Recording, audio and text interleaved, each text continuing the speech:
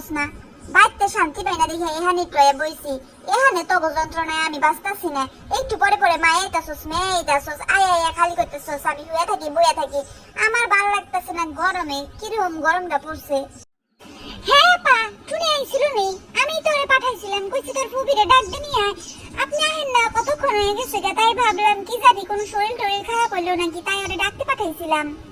শরীরটা আমার তখন ভালোই আসিল এই তো মা মেয়ের পেনপেনানি জ্বালাই এখন আমার কেমন জানি অসুস্থ অসুস্থ লাগতেছে ও মা